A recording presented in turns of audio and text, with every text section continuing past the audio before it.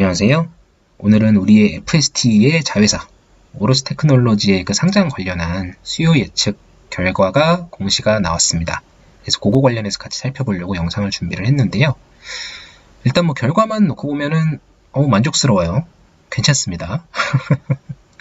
그래서 그 내용이 어떻게 되는지 한번 같이 간단하게 살펴보는 시간 갖도록 하겠습니다. 그 많은 분들이 알고 계신 것처럼 오로스 테크놀로지 하면은 뭐가 떠오르셔야 되냐면 오버레이, 계측 장비가 떠올라야죠. 이게 뭔지에 대해서만 간단하게만 설명을 좀 드리고 갈게요. 이게 반도체 같은 경우는 이렇게 이제 웨이퍼에다가 막 뭐 열심히 그리고 해서 이렇게 예를 들어서 뭐 이런 식으로 이게 됐다고 해볼게요. 요거를 아파트 층 쌓듯이 이렇게 수직으로 쌓아서 연결을 시키는 그런 구조라고 합니다. 저도 이제 문과생이다 보니까 이런 거 실무까지는 잘 몰라요. 그래서 여기도 이렇게 똑같은 모양으로 이렇게 설계를 하고 이런 식으로 이제 계속 쌓아 나가야겠죠. 근데 요게 이런 것들 있죠. 이게 정확하게 맞게 이제 쌓여야지 만약에 조금이라도 어긋나게 되면 당연히 그건 불량이 되겠죠. 그래서 요런 거를 이제 잘 쌓였는지 그리고 이게 잘 라인이 맞는지 요런 거를 이제 계측하는 장비가 이 오버레이 계측 장비라고 합니다. 이거는 딱 들어보셔도 느낌상 미세 공정으로 가면 갈수록 굉장히 중요해질 것 같은 느낌이 막 오지 않으시나요? 그리고 요거는 바로 우리가 지금 최근에 관심 많이 가지고 있는 EUV 공정이랑도 관련이 당연히 높겠죠. 점점 미세 공정 비중이 늘어나면 늘어날수록 이 계측 장비에 대한 수요도 마찬가지로 늘어날 겁니다. 그래서 이게 시장에서는 지금 KLA라는 미국 회사랑요, 그 다음에 우리 네덜란드 형님들, AD가 아니고 ASML, 요 두 회사에서 지금 공급을 하고 있다고 하고요. 그리고 얘네가 지금 시장 점유율이 한 65% 정도, 그리고 얘네가 한 30% 정도, 그리고 오로스는 안타깝게도 아직은 좀 비중이 좀 작아요. 5% 정도, 이 정도 된다고 해요. 근데 이게 기술이 IBO라는 기술이 있고요. 그리고 DBO라는 기술이 있다고 해요. 근데 이제 그래서 이 기술하고 이 기술하고는 서로 다른 분야라고 합니다. 그래서 지금 IBO 방식, 요게 이제 좀 대중적인 그런 느낌이라고 합니다. 그래서 이게 이제 얘는 일부 레이어에만 사용을 할 수가 있고요. 얘는 이제 모든 레이어에 다 호환이 되는 그런 애라고 해요. 근데 그 오로스 테크놀로지랑 KLA 얘네 요 두 회사만 요거를 하고요. ASML 같은 경우는 이쪽이라고 합니다. 그래서 실질적인 경쟁은 이제 KLA라고 보시는 게 맞겠죠. 그래서 KLA가 한 90% 정도 차지를 하고 있고요. 오로스는 이제 뭐 굉장히 적죠. 한 10% 정도. 근데 이제 점점 비중을 늘려가겠죠. 얘네들이 선구주자니까. 그래서 가격도 얘네가 조금 더 비싸대요. 근데 이거는 기술 자체는 오히려 이제 오로스가 더 뛰어난 부분도 있는데 브랜드 파워에서 좀 밀리다 보니까 얘네들이 가격을 좀 싸게 받을 수밖에 없는 상황이다. 이런 얘기들을 하고 있네요. 여튼 여기까지 설명을 좀 드리면 될 것 같고요.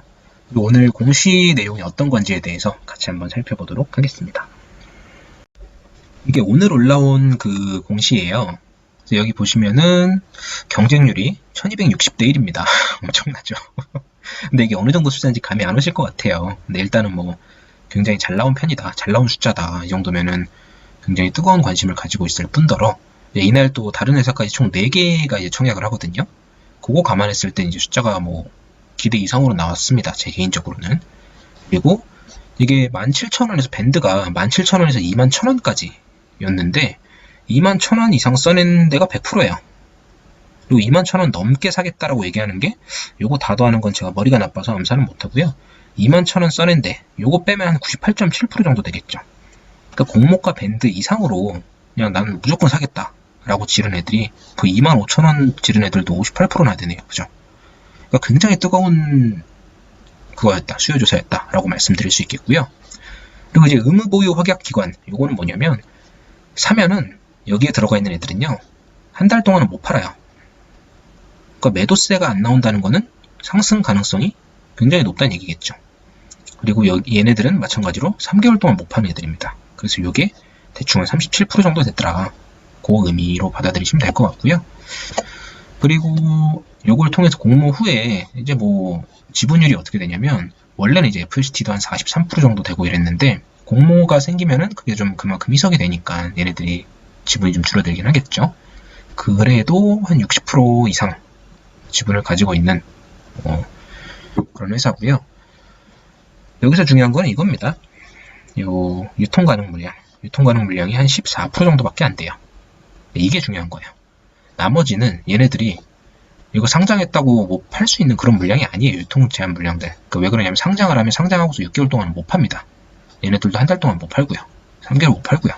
이건 얘네들이 뭐 단타를 치고 싶다고 칠 수 있는 그런 물량들이 아닙니다.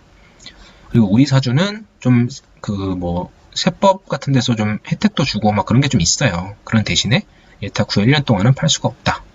라고 그렇게 얘기가 되고요. 그리고 얘네는 아까 이제 몇 프로였죠? 37.1% 그거 해당되는 물량들일 거고요. 그래서 그 중에 계산 때려보니까 한 10% 정도가 여기 들어간다고 얘기를 하는 거고, 그래서 한 14% 정도만 유통 물량이다. 86%는 유통할 수 없다. 이게 무슨 의미냐면 전체 물량 중에 14%만 매매가 가능하다는 얘기예요. 그러면 유통 물량이 적다는 얘기는 상식적으로 생각을 해보세요. 여러분들 사자마자 청약을 열심히 했어요.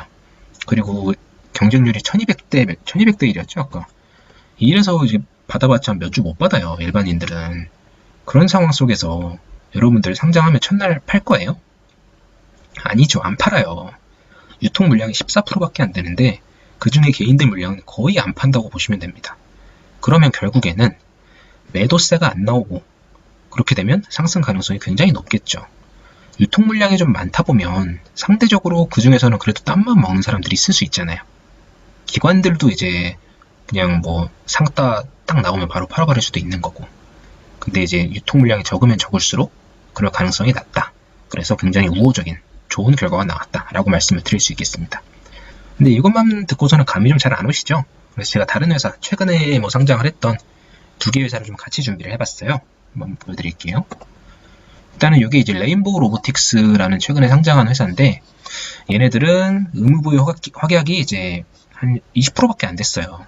그러니까 나머지는 그냥 요거 빼고 나머지 한 80% 물량은 얘네들이 그냥 오르자마자 팔 수도 있는 그런 잠재 물량이 돼버리는 거죠. 아무래도 리스크라고 할 수도 있겠죠. 그리고 실제 유통 가능 물량을 보시면요, 유통 가능 물량이 한 40% 정도 돼요.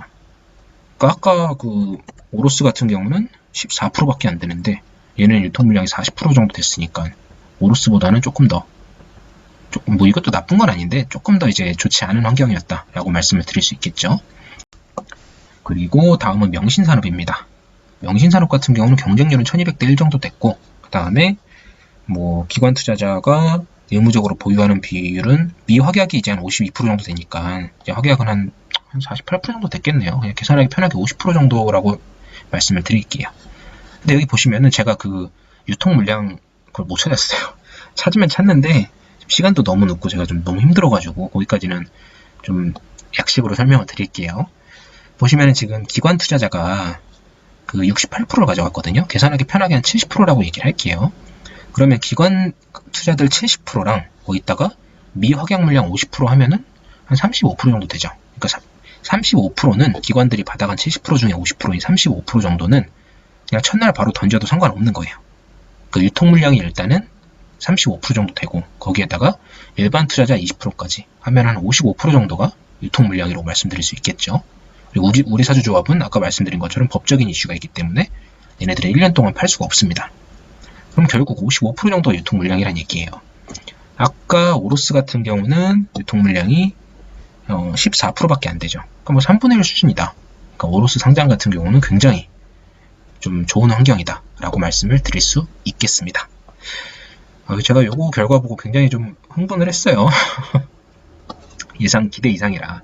물론 이제 저도 청약은 할 거고, 하지만 많은 수량 못 받겠죠. 균등배분 물량 정도는 받지 않을까 싶긴 한데, 일단은 그래서 요거 보시면 이게 공모가 밴드 위에서 이런 수요들이 많으면요, 21,000원 말고 한 25,000원, 23,000원 이렇게 그냥 공모가 하겠다, 그냥 상장을 그렇게 하겠다라고 해도 상관이 없어요.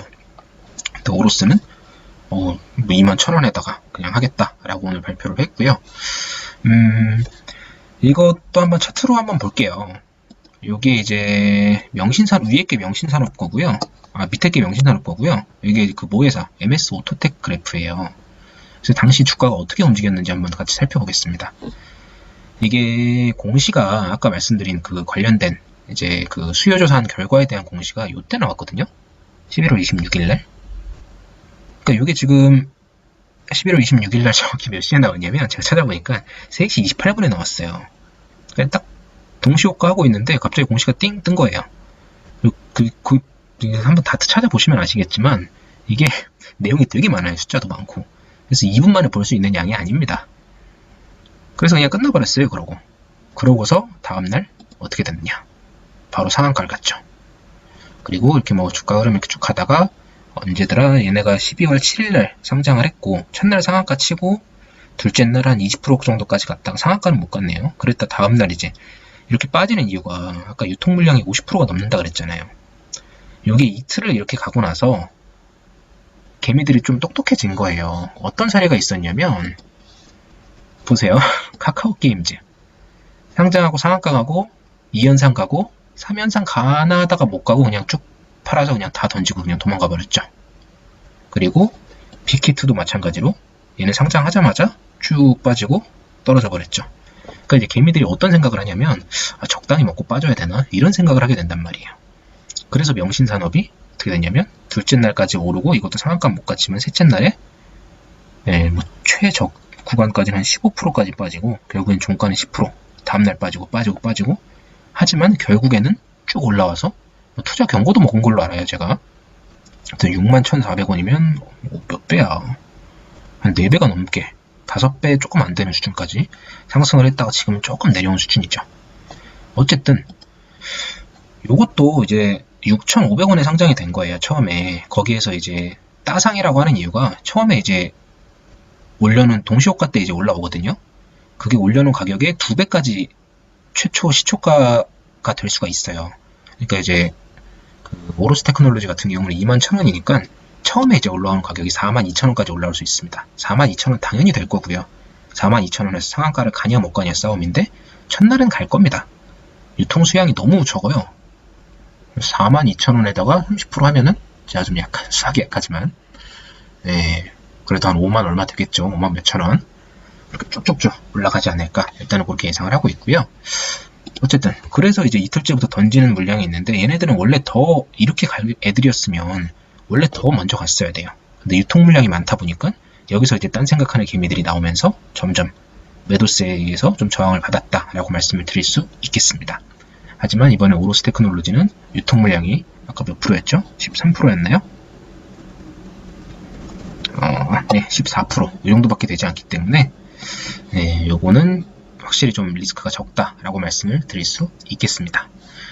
그리고 요거를 한번 보시면요. 요날 그 3시 28분에 공시가 나왔다고 말씀드렸죠. 오늘 오로스 같은 경우는 5시 몇 분이더라? 약간 5시 반 전후로 나왔던 것 같아요. 요때 그럼 시간 외에 반응이 어땠는지도 한번 보여드릴게요. 요건데요. MS 오토텍. 일별로 지금 시간 외로 체크를 해놨습니다. 요날, 그러니까 11월 26일 날 보시면은 이때죠. 시간 외에 반응이 좀 왔어요. 4.7%. 뭐 시간의 상한가가 이제 10%니까 그 정도까지 못 간 거는 좀 아쉽지만 어쨌든 이때 반응 오고 다음날 상한가. 근데 오늘은 좀 공시가 늦게 나와서 그런지 그 정도까지 반응이 오진 않았습니다. FST 한번 볼까요? FST 보시면은 오늘은 시간 외에서 반응이 뭐 거의 없었다 라고 말씀을 드릴 수 있겠습니다. 그래서 요거는 조금 아쉽긴 한데 아마 명절 지나고서 좀 반응이 오지 않을까요? 네. 그래서 좀 개인적으로 좀 기대를 하고 있습니다. 그리고 시총을 비교를 해보면은 MS 오토텍이 아이고 좀 지워버릴게요. MS 오토텍 같은 경우는 지금 시총이 3,200억 정도 되죠. 그러니까 요 반응이 오기 전 기준으로 보면은 한 20% 정도 올랐나? 이때부터 기준으로 봐도 한 20% 30% 정도 올랐죠. 그거를 빼고 보면 어떻게 되나요? 어쨌든 3,000억은 좀 안 되는 수준이에요. 근데 FST는 지금 시총이 6,000억, 7,000억 하잖아요. 그러니까 시총이 2배 이상이다 보니까 실제로는 이렇게 막 상한가까지 가는 그런 반응이 안 올 수도 있어요. 그래서 너무 큰 기대는 하지 마시되 최소한 그래도 시총이 한 2배 정도 한다 치면 10% 이상은 좀 오를 수 있지 않을까요? 그런 기대는 개인적으로 좀 하고 있습니다. 그리고 같은 날 놓고 주가 흐름도 한번 볼게요. 12월 7일 날 상장이 됐죠, 명신산업이. 그리고 요 날이 이제 MS 오토텍이 상장이 된 날인데, 한번 보겠습니다. 아이고, 여기가 뭐였는데? 이게 됐네요.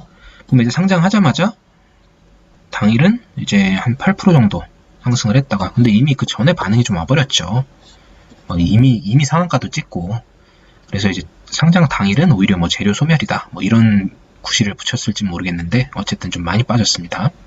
그리고서 이렇게 뭐 반등 나오고서, 그리고 그러니까 요때부터는 좀 흐름이 조금 비슷하죠. 뭐 윗골이 다는 것도 똑같고, 그리고 빠지는 것도 좀 비슷하고, 뭐 지금은 좀 완전히 다르죠. 뭐 이때는 뭐 얘 혼자 한 20%까지 가고 막 했고, 이때는 크게 반응 없었듯이 일단은 주가 흐름은 이렇습니다.